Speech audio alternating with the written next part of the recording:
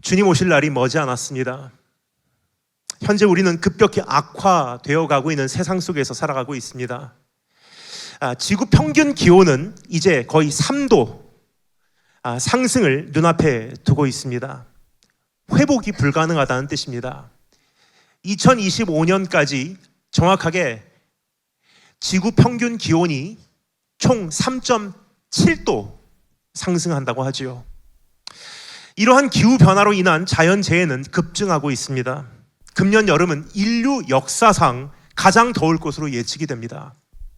북극과 남극의 빙하는 녹아내리고 있습니다. 해수면은 높아져서 여러 해안 도시를 위협하고 있습니다. 수년 내에 수면 아래로 여러 도시가 잠길 것으로 보입니다. 그래서 인도네시아 자카르타는 곧 수도 이전을 하게 될 정도입니다. 전쟁은 어떻습니까? 우크라 러시아 전쟁은 끝이 보이지 않고 이스라엘 하마스 전쟁의 불꽃은 다른 중동 국가들로 튀지 않을까 하여 온 세계가 손에 땀을 쥐며 지켜보고 있지 않습니까? 금년 안에 중국이 대만을 공격해도 이상하지 않은 상태이고 북한은 미사일 도발을 쉬지 않고 있습니다. 경제는 어떻습니까? 심한 인플레이션으로 인하여 너무나 살기 어려워졌습니다. 빈부격차는 더 벌어지고 있으며 식량 위기는 더 가까워지고 있습니다. 사회는 어떻습니까? 심하게 병들었습니다. 우리 주변에서 예의와 배려와 인자와 자비를 찾아보기 어렵습니다. 보복운전부터 묻지마 살인까지 발생하고 있지 않습니까? 미성년자부터 성인에 이르기까지 마약이 닿지 않은 영역이 없습니다. 대한민국 20대 청년들의 사망의 가장 큰 원인이 질병도 사고도 아니라 자살이라는 연구 결과가 발표되어 이 사회의 소망이 사라진 것을 뼈저리게 확인시켜 주었습니다. 여기에 인권과 포용이라는 제목을 앞세워 남녀의 구분조차도 이제는 희미해지고 있고 그리고 옳고 그릇됨의 기준도 애매해지고 있지 않습니까? 교회는 어떻습니까? 셀 수 없이 많은 목회자들과 성도들은 자극적이고 즉각적인 것을 추구하고 있습니다. 오랫동안 인내하며 잠잠할 수 있는 능력을 상실하여 주님의 세미한 음성을 듣지 못하게 되었습니다. 많은 시간에 걸쳐 죄와 혈투를 벌리며 넘어짐과 용서를 통하여 하나님의 은혜를 깊이 깨닫고 조금씩 성화되어 예수 그리스도의 모습으로 변화되어 가는 길을 번거롭게 생각하여 업신여기고 이제는 단번에 응답받고 단번에 마귀 쫓아내고 단번에 치유받는 것에 열광하게 되었습니다. 강단에서 진리는 사라져가고 있고 교회는 빛을 잃어가며 그래서 세상은 죽어가고 있는 것입니다. 여러분, 이러한 현실 속에서 우리는 이제 어떻게 하여야 할까? 우리는 이제 어떻게 되는 것일까 하는 질문을 드리고 싶습니다. 끝이 임박한 이 시점에 오늘 이 본문 말씀을 통해 우리가 듣고 이해하고 마음에 간직하여야 하는 주님의 경고와 격려의 음성에 귀를 기울여야 합니다. 요한계시록 6장 1절부터 8장 5절까지 해서 주님께서 7인을 떼시는 모습을 목격할 수가 있습니다. 그 7인 중 6인이 오늘 본문 말씀에서 소개되어지고 있습니다. 그럼 여기에 기록된 내용을 한 가지씩 살펴보도록 하겠습니다. 첫 번째 인, 요한계시록을 크게 나누면 세 부분으로 구분할 수가 있습니다. 첫 번째 부분은 요한계시록 1장입니다. 여기서 요한은 이 책을 쓰게 된 배경에 대하여 설명을 합니다. 두 번째 부분은 요한계시록 2장, 3장입니다. 이것은 주님께서 7교회에게 각각 보내시는 편지입니다.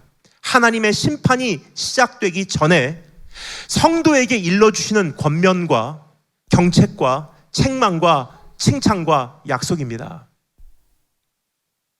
세 번째 부분은 요한계시록 4장부터 마지막 장까지입니다.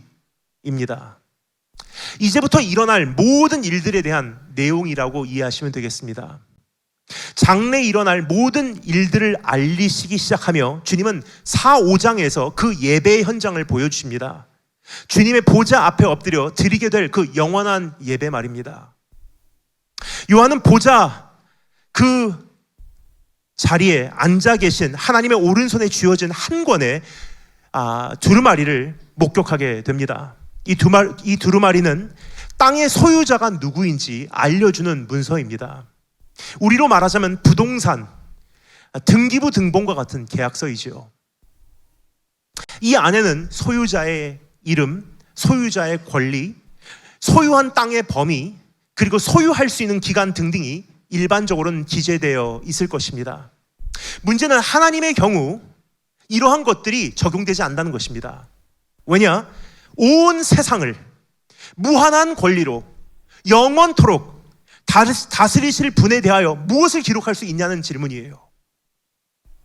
그래서 보좌에 앉아 계신 하나님의 오른손에 쥐어진 두루마리 안에는 어떤 이름과 땅의 소유의 기간과 범위가 적혀져 있는 것이 아니라 이 문서에는 복수와 심판이 기록되어 있는 것입니다. 잃어버린 땅을 어떻게 되찾으실 것인가? 더러워진 것을 어떻게 새롭게 하실 것인가? 이 땅에 주인 행세를 하고 있는 사탄과 마귀와 그 추종자들을 어떻게 복수하고 심판하실 것인가? 그리고 어떻게 최후 승리를 장식하실 것인가? 이 두루마리의 첫 번째 인을 떼시며 다음과 같은 내용을 요한은 기록하고 있습니다. 1절, 2절 다 같이 한 목소리로 이번에는 읽어보도록 하겠습니다. 첫 번째 두루마리의 첫 번째 인이 떼어질 때 어떠한 내용이 기록되어 있는지 1절, 2절 다 같이 한 목소리로 읽겠습니다. 준비하시고 시작.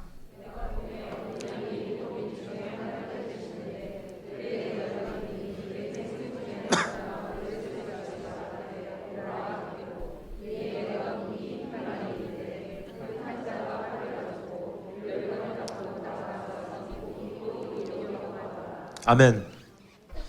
첫 번째 인을 떼니 흰 말과 그 말을 탄 자, the rider and the white horse가 등장을 합니다. 이 인물은 누구일까요? 이 인물을 소개하는 키워드 하나하나가 심상치 않습니다. 흰 말을 타고 활을 가졌고 면류관을 받고 이기고 또 이기려고 하더라. 요한계시록 19장 1절에 보면 백마와 탄자가 있으니 그 이름은 충신과 진실이라 그가 공의로 심판하며 싸우더라 라고 기록되어 있습니다. 여기 소개되고 있는 인물은 예수 그리스도라는 사실에는 조금의 의심의 여지가 없습니다. 그렇다면 오늘 본문 말씀에 등장하는 흰말을 탄 인물도 예수 그리스도이실까? 많은 사람들은 이 인물이 예수 그리스도라고 생각하고 가르치기까지 합니다. 하지만 그렇지 않습니다. 이 인물은 메시아를 흉내내고 있는 것뿐입니다. 이 인물은 바로 적그리스도인 것입니다. 이 인물의 정체를 분별할 수 있는 몇 가지 근거가 있습니다. 첫 번째, 활입니다. 영어로는 bow라고 하죠. 이 인물은 활을 가졌다고 합니다. 근데 화살에 대한 언급은 어디에도 없습니다. 즉, 이 인물은 평화의 상징으로 역사의 무대에 등장한다는 뜻입니다. 이 인물은 요한계시록 19장에 소개되고 있는 참된 메시아의 모습과는 너무나 대조됩니다. 백마 타고 등장하시는 예수 그리스도는 그 눈이 불꽃 같고 그 머리에 많은 면류관이 있고 또 이름 쓴 것이 하나가 있으니 자기밖에 아는 이가 없고 또 그가 피 뿌린 옷을 입었는데 그 피가 어디서 오냐? 하늘에 있는 군대들이 희고 깨끗한 세마포를 입고 백마를 타고 그를 따랐지만 그의 입에서 이한 검이 나오니 그것으로 만국을 치겠고 친히 저희를 철장으로 다스리며 또 친히 하나님 곧 전능하신 이의 맹렬한 진노의 포도주 틀을 밟겠고 그래서 피가 터지는 거예요. 복수에 불타오르시는 예수 그리스도의 모습입니다. 그 옷과 그 다리에 이름 쓴 것이 있으니 만왕의 왕이요 만주의 주라 하였더라. 이것과 지금 읽은 내용은요 너무나 대조적이에요. 두 번째 근거는 그의 면류관입니다. 헬라어로 면류관이라는 단어는 두 가지가 있습니다. 하나는 스테파노스라고 하는 월계수와 같은 나뭇가지로 엮어 만든 관입니다. 이것은 어떠한 운동 경기에서 우승하였을 때 수여되는 면류관입니다. 또 하나의 단어는 디아데마타라고 하는 단어입니다. 금과 은과 보석으로 만든 것입니다. 이것은 왕족들의 머리에만 놓여지는 왕관을 의미합니다. 오늘 본문 말씀에 등장하는 인물이 쓰고 있는 면류관이라는 것은 원어로 스테파노스, 나뭇가지로 엮어 만든 허술한 면류관을 가리키고 있는 것입니다. 일시적인 권한과 일시적인 능력과 일시적인 영광을 의미하는 것입니다. 하지만 요한계시록 19장에서 예수 그리스도의 머리에 많은 면류관이라고 기록되어 있는 그 부분을 보면요, 원어로 보면 디아데마타라고 해서 금과 은과 보석으로 만들어진 왕가에게만 허락되는 면류관을 가리키고 있는 것을 우리가 확인할 수가 있습니다. 세 번째 근거는 이기고 또 이기려고 하더라라는 표현입니다. 이것은 온 세상을 정복하고자 하나씩 정복해 나아간다는 뜻이에요. 즉 그는 이 땅의 참된 주인이 아니기에 조금씩 자기 것으로 만들어 나아가야 하는 처지인 것입니다. 그러나 요한계시록 19장에서 예수 그리스도는 만국을 치시며 친히 저희를 철장으로 다스리신다고 하지 않습니까? 너무나 대조되는 모습이에요. 여러분, 지금 우리는 요한계시록 6장부터 시작되는 하나님의 심판에 대한 내용을 접하고 있습니다. 하나님의 이러한 심판은 요한계시록 20장까지 이어집니다. 그런데 15장이나 되는, 그렇죠? 6장부터 20장까지 그 15장이나 되는 기록 그 어디에도요, 교회라는 단어가 나타나질 않아요. 마지막으로 교회라는 단어를 우리가 접한 것은 요한계시록 3장이에요. 7 교회에게 보내는 편지의 마지막 교회, 라오디게아 교회에게 보내는 내용으로 교회라는 단어가 없어집니다. 요한계시록 2장 3장 소아시아의 7 교회를 향하여 말씀하신 이후로는 교회라는 단어를 단 한 번도 찾아볼 수가 없습니다. 요한계시록을 마무리하는 과정 가운데 22장 16절에서 나 예수는 교회들을 위하여 나의 사자를 보내어 이것들을 너희에게 증거하게 하였노라 라고 말씀하신 내용이 전부예요. 왜 그럴까? 그 이유는 첫 번째 인이 떼어지면서 대환란이 시작되는데 교회는 더 이상 이 세상에 없기 때문이에요. 교회는 대환란 전에 휴거되기 때문입니다. 물론 대환란 가운데 회개하고 돌아오는 사람들로 구성된 공동체는 새롭게 탄생될 것입니다. 하지만 지금 제가 말씀드리고자 하는 내용은 대환란이 임하기 전에 구원받은 성도는 주님께서 데리고 가신다는 거예요. 이것에 대하여 사도 바울은 다음과 같이 말하고 있죠. 제가 읽어드리겠습니다. 데살로니가 전서 4장 13절부터 17절 말씀. 형제들아, 자는 자들에 관하여는 너희가 알지 못함을 우리가 원치 아니하노니 이는 소망 없는 다른 이와 같이 슬퍼하지 않게 하려 함이라. 우리가 예수의 죽었다가 다시 사심을 믿을진데 이와 같이 예수 안에서 자는 자들도 하나님이 저와 함께 데리고 오시리라. 우리가 주의 말씀으로 너에게 이것을 말하노니 주 강림하실 때까지 우리 살아남아 있는 자도 자는 자보다 결단코 앞서지 못하리라. 왜냐? 주께서 호령과 천사장의 소리와 하나님의 나팔로 친히 하늘로 쫓아 강림하시리니 그리스도 안에서 먼저 죽은 자들이 먼저 일어나겠고 그 후에 우리 살아남은 자도 저희와 함께 구름 속으로 끌어올려 caught up, 영어로 공중에서 주를 영접하게 하시리니 그리하여 우리가 항상 주와 함께 있으리라 그랬어요. 여기서 끌어올려라고 하는 단어, 우리를 끌어올리신다라는 단어는요, 라틴어 성경에 보면요, rapturo라는 단어로 기록되어 있습니다. 여기서 영어 the rapture, 휴거라는 단어가 등장했어요. 예수 그리스도께서 이 땅에 재림하시기 전에 공중 강림하신다고 하죠. 이때 우리를 끌어올리신다고 합니다. 우리는 끌어올림을 받게 되는 것입니다. 한순간에 일어나는 사건이에요. 꿈만 같은 일이지만 현실이라는 사실을 반복해서 말씀드리고 싶습니다. 이것에 대하여 마태복음 24장 20절부터 24절에 보면 주님께서 이렇게 가르치십니다. 그때 두 사람이 밭에 있음에 하나는 데려감을 당하고 하나는 버려둠을 당할 것이요 두 여자가 매를 갈고 있음에 하나는 데려감을 당하고 하나는 버려둠을 당할 것이라.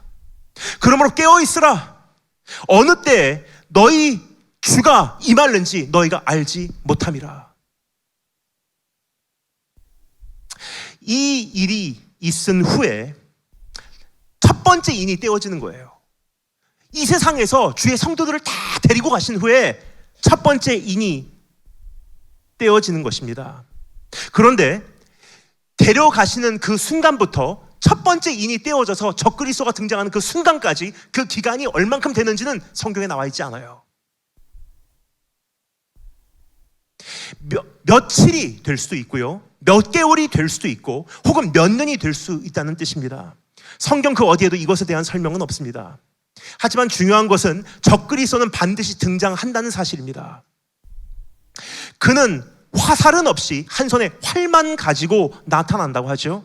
즉 그는 평화의 상징으로 역사와 정치와 사회의 무대 위로 등판한다는 뜻입니다. 그에게 신뢰를 걸면, 그에게 정권을 맡기면 뭔가 평화가 이루어질 것과 같은, 사람들에게 착시 현상을 일으킨다는 뜻이에요. 그는 누구도 해결할 수 없었던 이스라엘과 이슬람과 기독교의 갈등을 잠재울 것입니다. 여러분, 최근 우리 눈앞에서 펼쳐지고 있는 중동의 현실을 볼 때 머릿속에 그림이 그려지지 않습니까? 하마스와 헤즈볼라, 그리고 이란과 시리아를 비롯한 여러 이슬람 국가가 동의하고, 이스라엘의 보수와 진보가 모두 드디어 용납하고, 바티칸부터 미국과 영국, 러시아, 중국까지도 환영하는 안을 내놓아 평화 협정이 성취된다면 어떻게 되겠습니까? 그러한 협상을 이끌어낸 인물을 향하여 세상 지도자들은 존경심을 표현할 거예요. 대학 캠퍼스와 유엔 총회는 이 인물을 초대하여 연설과 강연을 경청하게 될 것입니다. 이 인물은 노벨 평화상을 수상하게 될 것입니다. 그 머리에는 평화의 상징인 월계관이 쓰여질 것입니다. 그리고 그는 세상을 자기 앞에 굴복시킬 것입니다. 세상은 그가 무슨 짓을 할지 상상도 못할 거예요. 그러나 머지않아 모든 것이 드러날 것입니다. 예루살렘 성전은 드디어 평화협정 가운데 재건될 것이고, 그 제3성전 안에서 그는 자신을 신격화할 것입니다. 더 나아가 이미 예수 그리스도께서 폐지하신 동물 제사가 재가동될 것입니다. 이것에 대하여 주님은 다니엘의 예언을 가리키며 이렇게 말씀하시죠. 멸망에 가증한 것이 거룩한 곳에 서게 되는 날이 올 것이라고 일러주셨지 않습니까? 여러분, 어떤 분들은 오늘 이 설교를 들으며 너무나 우울해지고 힘들어 하시는 분들도 계실 것입니다. 취업과 진학과 진로와 사업과 가정과 자녀와 건강 문제에 대한 위로를 얻고자 이 자리를 찾았는데 웬 이렇게 부담스러운 말을 하냐. 하지만 저는 오늘 이 말씀을 전하기로 했습니다. 전하여야 하기 때문입니다. 정말 이제는 끝이 가까웠기 때문이에요. 주님께서 속히 오신다고 하셨어요. 근데 속히라는 단어가 우리가 생각하는 그 표현이 아니에요. 우리가 생각하는 속히는요, 그 말이 떨어진 다음부터 그 말이 성취되는 그 기간까지가 짧은 기간이라고 생각을 해요. 그럴 때 우리가 속히라는 단어를 쓰지 않습니까? 근데 성경에서 속히라는 단어는요, 고대 헬라인의 문화상 무슨 뜻이냐, 그 일이 성취되기까지는 1000년이 걸릴 수 있고요, 2000년이 걸릴 수 있어요. 그런데 그 말이 성취되기 시작하면서, 수문이 열리기 시작하면 완성까지 급속도로 진행된다는 뜻이에요. 지난 2000년 동안 마치 역사가 제자리 걸음하는 듯 했습니다. 주님 정말 오실까? 근데 속히 이루어진다는 것은요, 한번 그 일이 이루어지기 시작하면 끝이 다가온다는 뜻이에요.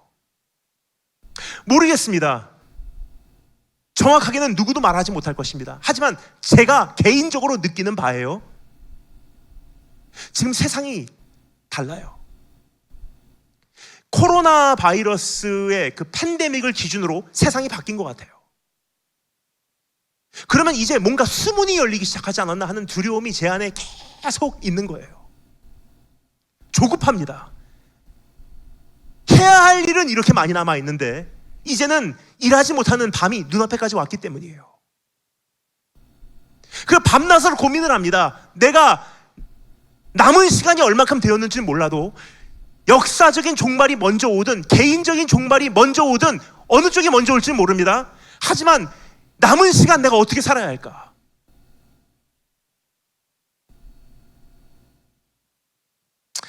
그래서 우리는 이 모든 것을 바로 알기를 원하는 것입니다. 그러면 우리는 보게 될 것입니다. 하나님의 세상을 향한 경고 안에 우리를 향한 격려의 메시지가 있다는 사실을. 주님은 환란이 시작되기 전에 주의 교회를 끌어올리실 거예요. 사도 바울은 이렇게 말하죠. 이것에 대하여 너희가 알지 못함을 우리가 원치 아니하노라. 알라는 거예요. 마지막 시대에 듣고 알고 마음에 간직하라는 거예요. 왜요? 이는 소망 없는 다른 이와 같이 슬퍼하지 않게 하려 함이라. 끝이 왔어. 우리는 어떻게 될까? 다른 이들은 그렇게 한대요. 근데 너희는 그것을 듣고 알기를 원하노니 그것을 듣고 다른 이들과 같이 슬퍼하기를 원치 아니하노라. 그러므로 이런 말로 서로 위로하라 그랬어요. 그러니까 우리가 무슨 말로 위로합니까? 우리 성도님의 자녀분 이번에 서울대 합격할 거예요. 그 말로 위로하는 게 아니에요. 지금 이 시대는. 사업 잘 되실 거예요. 그런 착시 현상으로 사람을 속이지 말라는 거예요. 내일 일은 난 몰라요. 하지만 한 가지 분명한 것이 있어요. 주님께서 우리를 돌보실 것입니다 라는 분명한 진리 아닙니까? 그 말로, 그러한 여러 말로 서로를 위로하라. 그런 말이 우리에게는 위로가 되지 않고요. 오히려 진로 문제 해결해 주실 거예요. 병 치유해 주실 거예요. 그 정도 말로 사람들이 위로를 지금 위안을 삼고 있다는 것은요, 교회가 지금 얼만큼 변질이 됐는지, 성도가 얼만큼 타락을 했는지 보여주는 그 예가 아닌가 생각이 됩니다. 초대교회 성도들 진짜 위로가 그 사람들에게는 딱 한 가지밖에 없었어요. 메시아가 다시 오셔서 이 땅을 심판하실 것이다. 두 번째 세상은 적그리스도가 가져다 주는 평화에 미혹될 것입니다. 잠시. 그러나 그 평화는 착시 현상이 지나지 않습니다. 잠시 있다가 사라지게 되기 때문입니다. 곧바로 그를 따르는 것은 붉은 말이라고 합니다. 우리 3절 4절 읽어보도록 하겠습니다. 3절 4절 다 같이 한 목소리로 읽겠습니다. 준비하시고 시작.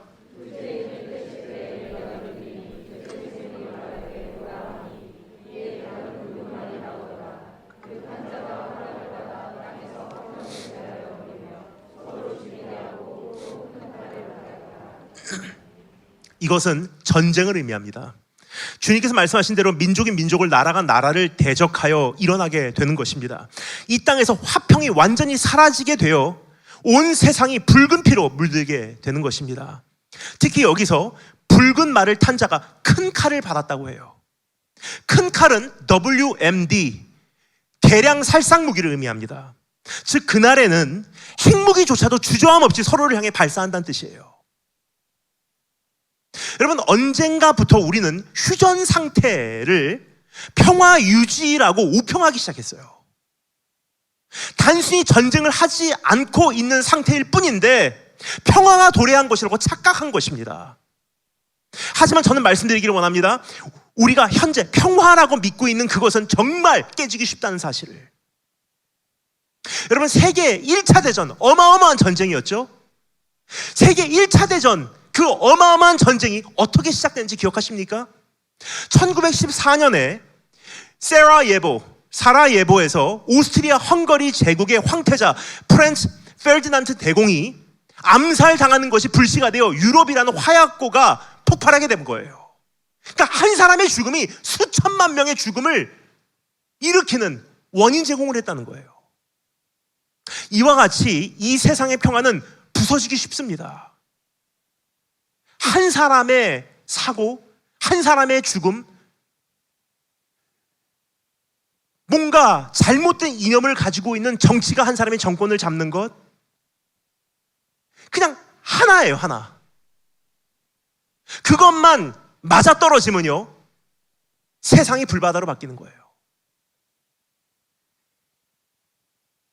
참된 평화가 아니라 일시적인 동의를 우리는 한 것에 지나지 않습니다. 그러니까 지금 여러분 정말 참된 평화가 있다고 생각해요? 일시적으로 서로 동의한 거예요. 서로 죽이고 파괴하면 서로 손해를 입지 않냐. 이것은 경제와 발전과 안보에도 좋지 않지 않냐. 그러니까 우리 서로 싸우지 말자 하고 그냥 동의를 한 거예요. 지금 진정으로 용서하고 있다고 생각하십니까? 진정으로 서로 잘 되기를 바라고 국가적으로 난 정말 일본이 잘 되기를 바라하고 정말로 우리 대한민국 정부가 그렇게 바라고 있다고 생각하세요? 진정으로 장래를 향해 서로 손잡고 그 엑스포에서 손잡고 가듯이 It's a small world after all 하면서 세계는 하나, 정말로 그렇게 국가 지도자들이 믿고 있다고 생각하십니까? 이스라엘과 중동 국가들, 러시아와 그 주변 국가들, 미국과 중국, 중국과 대만, 한국과 일본, 그리고 남북한 관계만 보아도 사실 평화라는 건 없어요. 그냥 미사일 안 쏘는 것뿐이에요. 그래서 온 세상이 전쟁의 소용돌이 속으로 빨려 들어가게 되는 것은 불보듯 뻔한 미래예요. 계속 끌어오르고 있어요. 국내 정치에서도 양극화돼 가고 있잖아요. 이제는 거의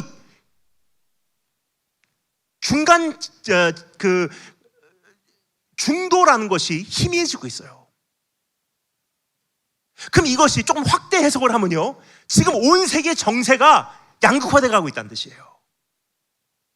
그래서 어떤 정치학자들은 제2의 냉전이 지금 진행 중인데 사람들이 이 평화라고 하는 이 가짜 모조품을 가지고 안도를 취하고 있다고 이야기를 해요. 하지만 여러분, 좋은 소식이 있습니다. 예수 그리스도께서 평강의 왕으로 이 땅에 오신다는 사실이에요. 적그리스도는 평화를 약속하는 것과 같이 등장은 하지만 곧바로 그 뒤에 따르는 말이 전쟁이에요.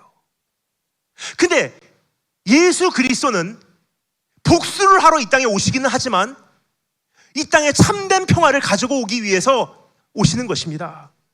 이 땅에 참된 주인이 오시면 모든 전쟁을 끝내실 것입니다. 그래서 이사야서 2장 4절에서 뭐라고 말합니까? 그가 열방 사이에 판단하시며 많은 백성을 판결하시리니 무리가 그 칼을 쳐서 보습을 만들고 그 창을 쳐서 낫을 만들 것이며 이 나라와 저 나라가 다시는 칼을 들고 서로 치지 아니하며 다시는 전쟁을 연습지 아니하리라.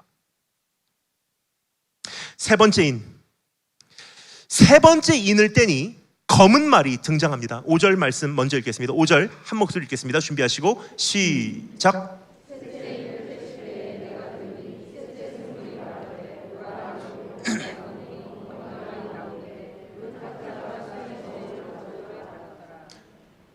이 말을 탄 자의 손에는 저울이 있다고 합니다. 이것은 무엇을 측정하기 위한 저울일까? 6절 말씀 읽겠습니다. 시작.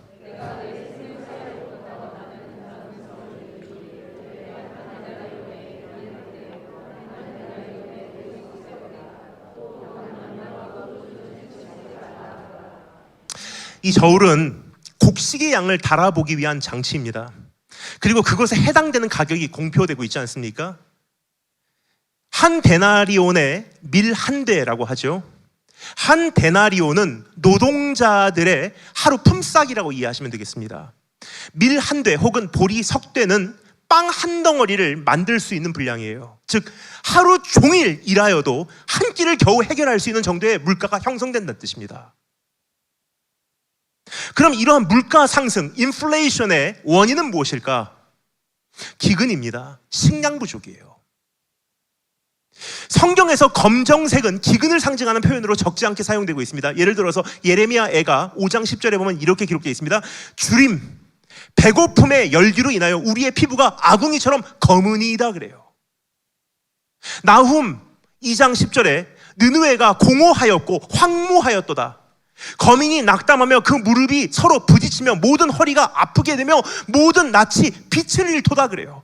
어둡게 되도다, 검게 되도다라는 뜻이에요. 기근과 식량 부족으로 인하여 물가가 상승하게 될 것입니다. 하루 일하여 한 끼 겨우 해결하는 것도 어렵게 된다는 뜻이에요. 여러분 지금 힘드십니까? 안 끝나요 이거. 성경적으로 말씀드리면요, 점점 어려워질 거예요. 정말로 살기 좋은, 물가가 안정되고 모든 것이 다 가격이 저렴해진다는 날이 오면요, 저 가짜예요. 왜냐하면 성경은 반대로 이야기하고 있기 때문이에요. 점점 물가가 상승하고 점점 빈부격차는 심해지고 식량 부족으로 수많은 사람들이 이제 굶어 죽게 된다는 거예요. 단지 감람유와 포도주는 해치 말라고 합니다.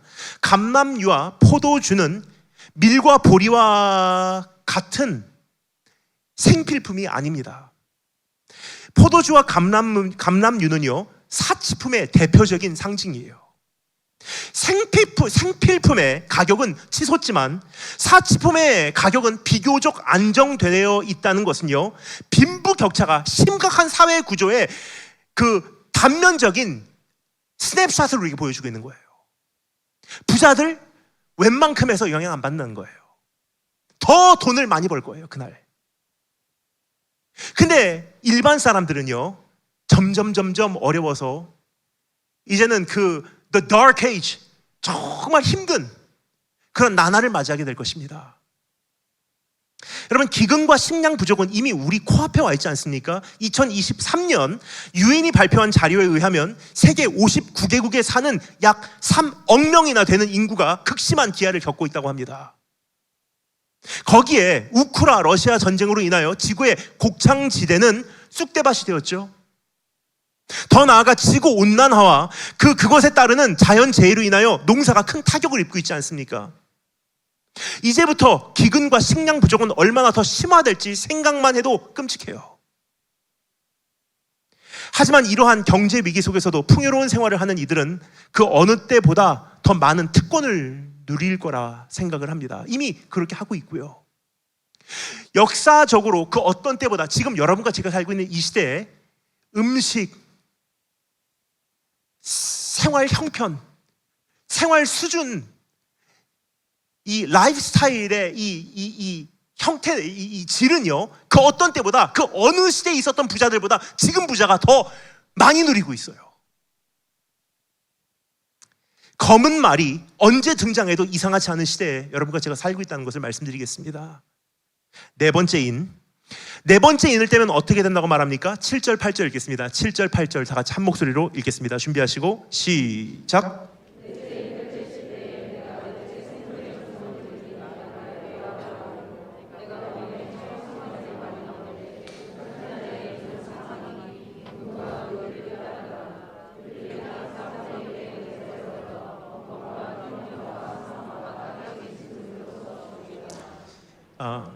이번에 등장하는 말의 색깔은 청황색이라고 합니다. 영어로는 pale horse라고 기록이 되어 있는데 연두색이라고 이해하시면 되겠습니다. light green, 연두색 말이 등장을 합니다. 이 말은 사망을 상징합니다. 검이라고 하는 무기를 동원합니다. 전쟁을 의미합니다. 이 말이 등장하면서 전쟁이 이제는 잦아진다는 뜻입니다. 그리고 흉년이래요. 기근이 악화된다는 뜻입니다. 사망이 덮친다고 했는데 이 사망이라고 하는 그 번역을 조금 잘못 번역했어요. 전염병이란 단어예요. 전쟁과 기근과 전염병 그리고 짐승이라고 되어 있는데 정체를 알 수 없는 괴물로 인하여 온 세상의 4분의 1의 인구가 죽어나가게 되어 있다고 말을 해요. 오늘날 세계 인구는 약 81억 명입니다. 그중 약 20억 명이 숨지게 된다는 거예요. 그럼 상상이 가십니까? 온 세계에 있는 인구의 4분의 1이 죽어나가는 거예요. 코로나 초창기에 우리가 조금 그것을 우리가 맛을 보았어요. 시체를 보관할 곳이 부족하게 될 것입니다. 시신 소각장이 쉴 새 없이 가동될 것입니다. 밤새도록 가동되는 거예요. 몇 달을 걸쳐서 가동되는 거예요. 끊임없이 그 연기로 동네 구석구석에서 악취가 날 거예요. 병상과 의료진들은 한없이 부족하여 일하고 또 일해서 탈진할 것입니다. 세상 구석구석에서 애곡하며 부르짖는 소리가 밤낮으로 끊이지 않을 것입니다. 전쟁과 기근과 또 다른 전염병과 이제는 여기에 정체가 불확실한 짐승까지 나온대요. 그 짐승의 정체는 확실하게 모르겠습니다. 어떤 분들은 그냥 사자나 호랑이가 코로나 때 같이 사람들이 도시로 안 나오니까 그 동물들이 동물원에서 도망쳐 나와서 사람들을 해칠 것이라고 생각하는데 제 생각은 그렇지 않습니다. 이제 이제부터 나팔이 불려지고 이 모든 하나님의 심판이 진행될 때 무적행위가 열리는 장면이 있습니다. 그러면서 황충이 나온대요, 땅에서. 그리고 전갈의 권세를 받고 사람들을 그때부터 해치기 시작한다고 합니다. 근데 말로 황충이라고 번역이 되어 있지. 왜냐? 요한의 입장에선 자기가 본 적이 없거든요, 그런 거. 그러니까 최대한 자기가 그것을 설명할 수 있는 방법을 찾아서 황충이라고 설명을 했을 뿐이지 우리가 생각하는 황충이 아닙니다. 지금까지 우리가 본 적이 없는 짐승들이 나온다고 이해하시면 되겠습니다. 사실 지구상에 어느 곳에 숨어 있는 그 짐승들 우리가 다 헤아리지를 못해요, 지금. 다섯 번째 인에 대하여 요한은 이렇게 소개하고 있습니다. 9절부터 11절 다 같이 읽겠습니다. 9절부터 11절 다 같이 한 목소리 읽겠습니다. 시작.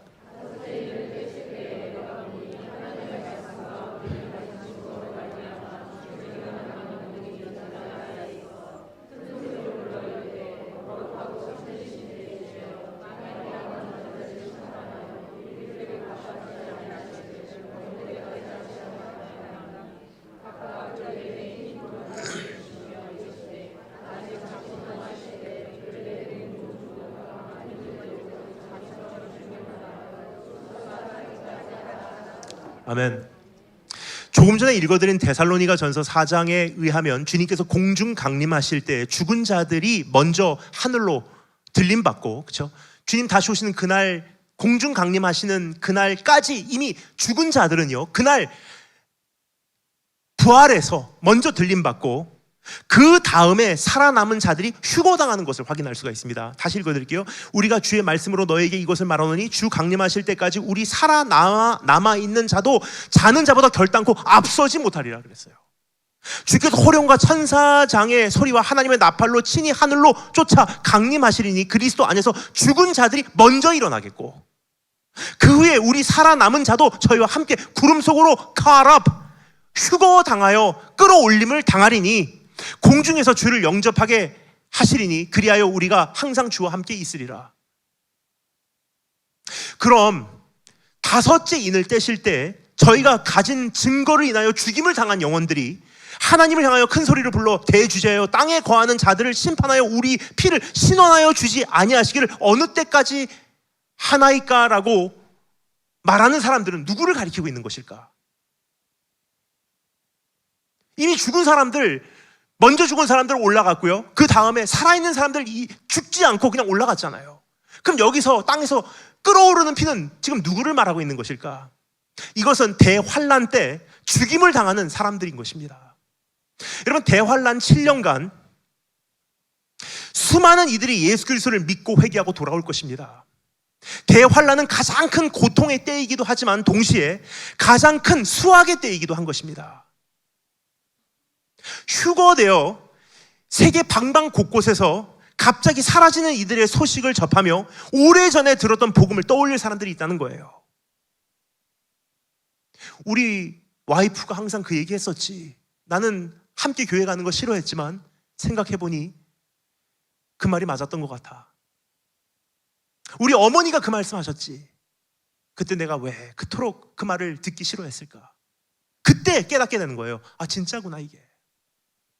적그리스도가 등장하는 모습을 지켜보며 주일학교 당시 배운 말씀을 생각하는 사람들이 있을 것입니다. 전쟁과 기근 가운데 하나님을 찾을 사람들도 있을 것입니다. 가장 큰 환난이라는 것은요, 복음의 수용력이 극도로 치솟는다는 뜻이에요. 진짜 부흥 보시고 싶으면요, 그날 휴거 안 당하시면 돼요. 물론 그게 제 마음대로 되는 건 아니지만 이들 중 상당수는 죽임을 당하게 될 것입니다. 그들이 죽임을 당할 수밖에 없는 두 가지 이유가 있어요. 첫 번째, 짐승의 표 666을 받기를 거절하든지, 두 번째, 적그리스도 숭배에 동참하지 않기 때문이에요. 오늘 본문 말씀에 따르면 그날 죽임을 당할 이들의 수는 정해진 바 되어 있다는 사실을 알 수가 있습니다. 이 수가 차기까지 역사상 가장 극도로 타오르는 박해의 불길이 꺼지지 않는다는 거예요. 각각 저희에게 흰 두루마기를 주시며 가라사대 아직 잠시 동안 쉬되 저희 동무종들과 형제들도 자기처럼 죽임을 받아 그 수가 차기까지 하라 하시더라. 이것이 다섯 번째 인입니다. 마지막 여섯 번째 인. 여섯 번째 인이 떼어지면 거의 온 지구를 흔드는 대지진과 1월 성신의 요동침이 있을 것입니다. 우리 한번 읽어보겠습니다. 12절 13절 읽겠습니다. 12절 13절 한 목소리로 읽겠습니다. 준비하시고 시작.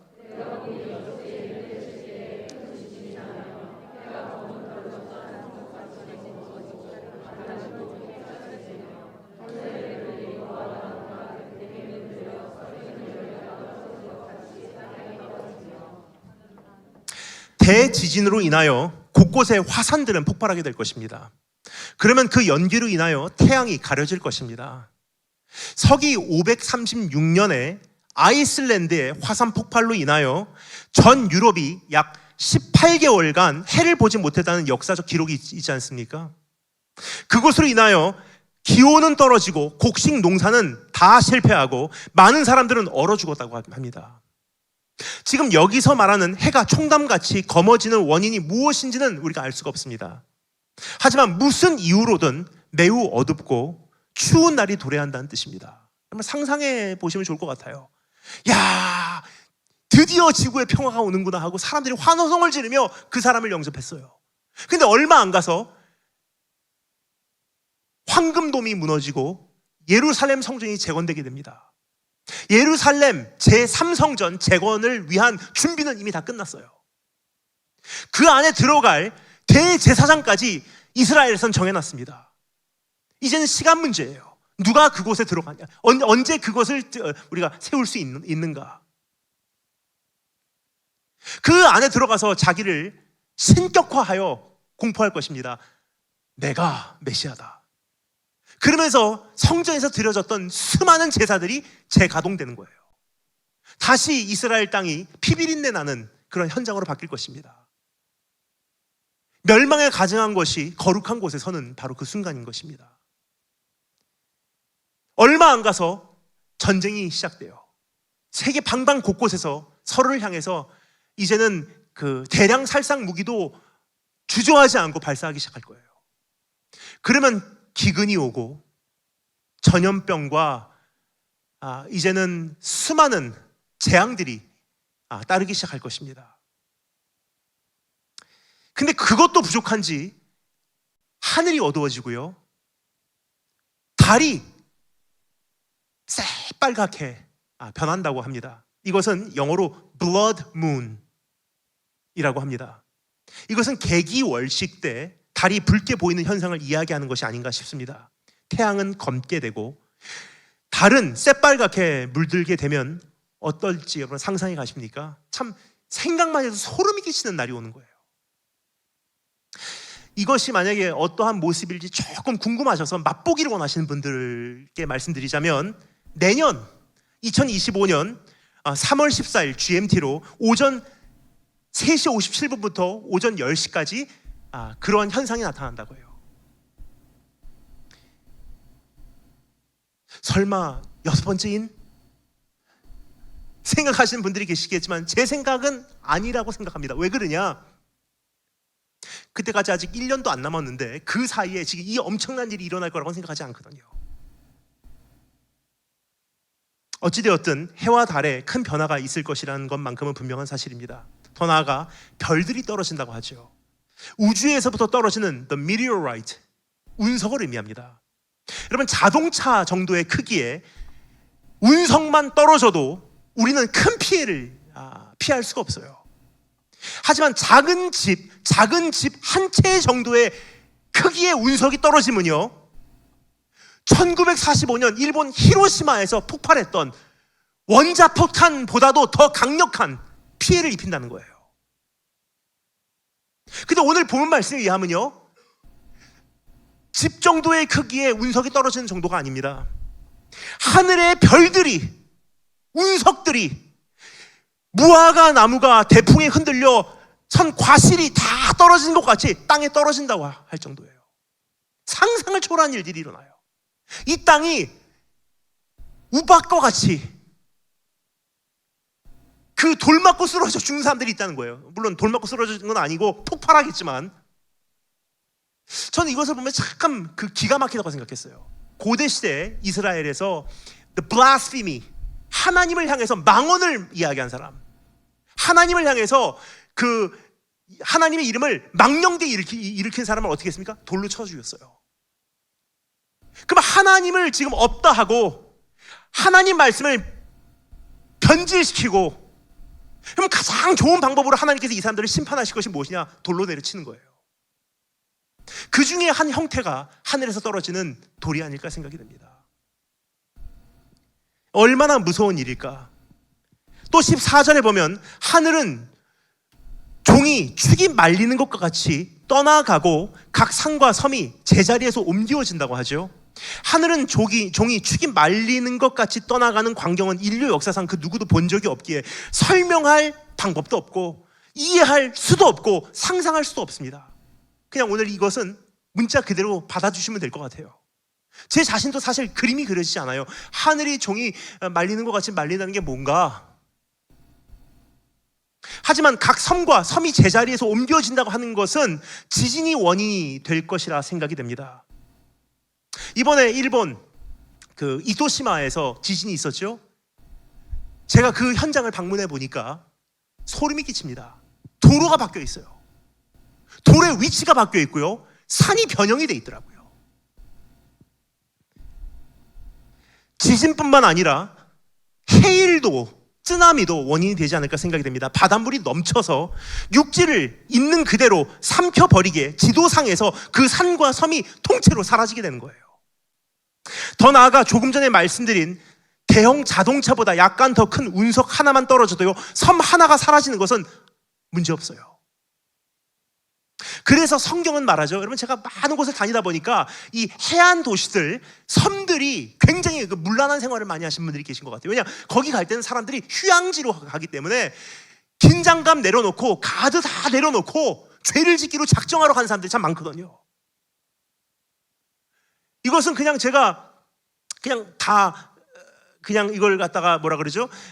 일반화시키는 건 아니에요. 하지만 제가 많은 곳들을 지난 19년 동안 다녀보니까 해안 도시들이 사람들이 마음이 많이 느슨하에 있는 곳을 보게 됩니다. 심지어 이스라엘 텔아비브 해안 도시만 가도요, 예루살렘과는 정반대로 마약도 많고 굉장히 문란한 그런 문화가 형성이 돼 있어요. 그래서 성경에서 이렇게 경고하는 것이 저는 심상치가 않습니다. 하나님께서 세상을 심판하시면서 섬들을 향해서도 특별히 경고를 하셨어요. 에스겔서 39장 6절 말씀입니다. 내가 또 불을 마곡과 및 섬에 평안히 거하는 자에게 내리리니 그들이 나를 여호와인 줄 알리라. 몰디브 가실 분들 계시다면 빨리 다녀오시기 바랍니다. 이러한 대환란 가운데 사람들은 두려워 떨 것입니다. 15절부터 17절 말씀 읽겠습니다. 15절부터 17절 다 같이 마지막으로 읽겠습니다. 준비하시고 시작.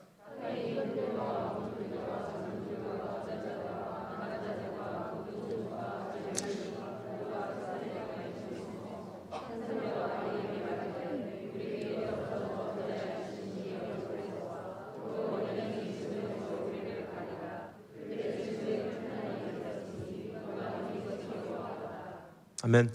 그날이 오면 큰 자나 작은 자나 상관없습니다. 부자나 가난한 자나 차이가 없습니다. 강해도 약해도 똑같습니다. 자유인이나 노예나 할 것 없이 대환란을 피할 수 없는 것입니다. 주님은 이러한 대환란에 대해서 뭐라고 말씀하셨는지 여러분 기억하십니까? 마태복음 24장 21절 말씀, 창세로부터 지금까지 이런 환란이 없었고 후회도 없으리라. 여러분, 코로나 그게 심하다고 생각하세요? 비교도 안 돼요.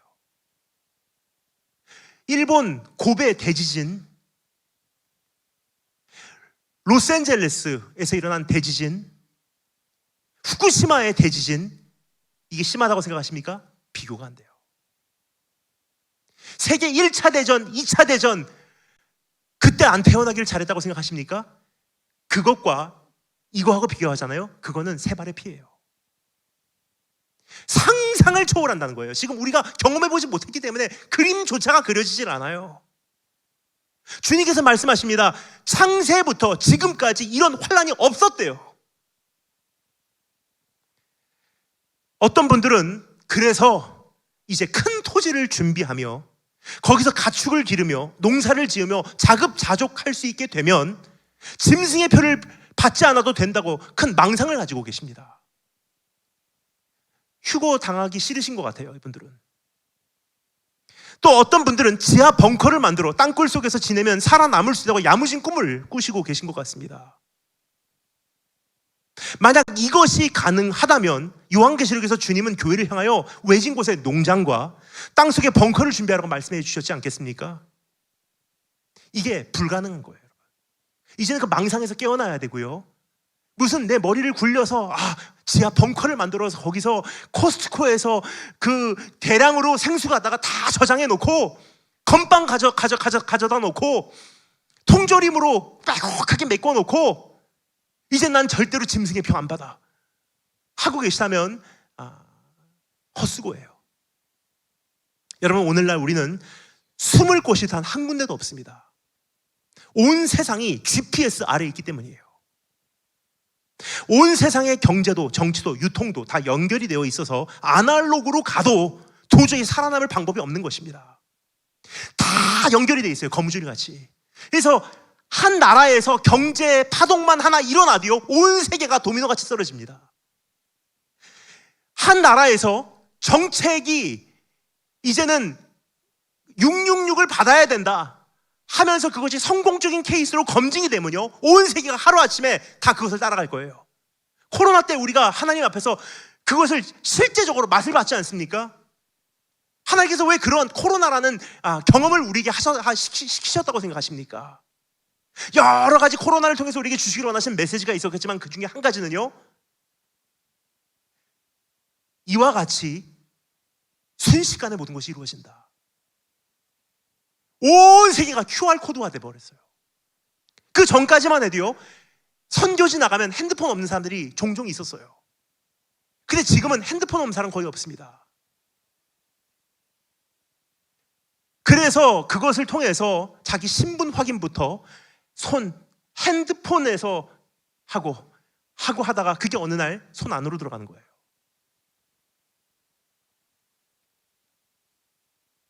여러분, 모든 정보는 이미 구글과 카카오와 네이버와 애플을 비롯한 그러한 기업들의 우리 모든 정보가 저장이 되어 있어요. 심지어 애플 같은 경우는요, 내 지문하고 내 얼굴하고 내 카드 정보하고 내가 즐겨 찾는 것들하고 내 취미생활하고 내 주소까지 다 갖고 있어요.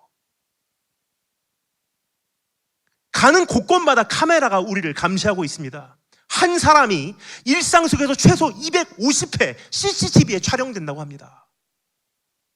여러분은 핸드폰 없이는 이제는 살 수 없고, 핸드폰은 끊임없이 여러분의 위치를 인공위성으로 알리고 있어요.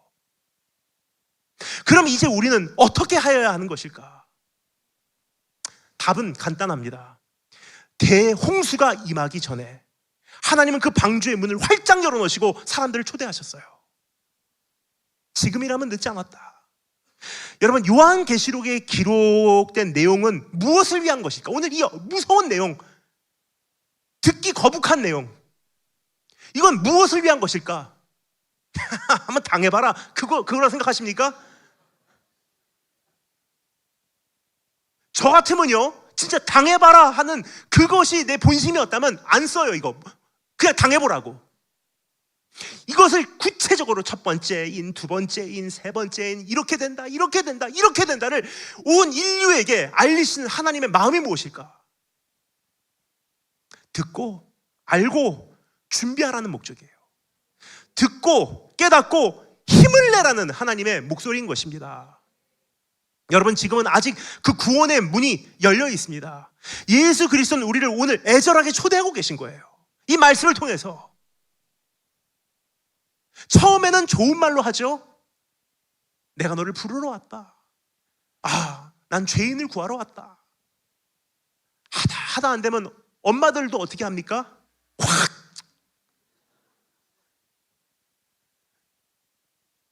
하나님께서 지금 이 말씀을 통해서 확 하시는 거예요. 이제는 정말 안 돼. 방주 안으로 들어와라. 나와의 깊고 진실된 인간적인 관계 속으로 들어와라. 내 안에 숨어라. 성령의 인치심을 받아라. 여러분, 인치심이 뭔지 아십니까? 나도 하나님도 내가 하나님 안에 속한 것을 이제 자각한다는 뜻이에요. 그냥 내가 구원 받았나? 그게 아니에요. 나는 하나님의 백성이구나 스스로 아는 것이고, 하나님도 나를 볼 때 너는 내 백성이라고 인식하는 것이 인치심이라는 뜻입니다. 그러면 그날이 오기 전에 내가 공중에 강림하리니 이 대환란 속에서 너의 흔적을 지우리라 그랬어요. 그날 내가 없다는 거예요, 이 땅에. 그러니까 여러분, 지금 이 모든 내용은요, 내가 오늘 방주 속으로 들어가면요, 예수 그리스도 안으로 들어가면 이 모든 내용은 우리에게 해당이 되질 않아요. 그리고 한 가지만 더 간곡히 부탁드립니다. 아직 이 소식을 들어야 하는 이들이 많다는 거예요. 대환란과 멸망과 심판을 향하여 돌진하고 있는 이 역사의 흐름 속에서 우리가 구해내야 하는 사람들이 있는 것입니다. 이들에게 돌아오라고 하십시오. 이들에게 회개하라고 하십시오. 이들이 예수 그리스도를 만날 수 있도록 소개해 드리기를 바랍니다. 이들이 그 구원의 방주에 올라탈 수 있도록 길을 안내해 주는 것이 교회와 이제 우리 한 사람 한 사람에게 주님께서 맡기시는 사명입니다.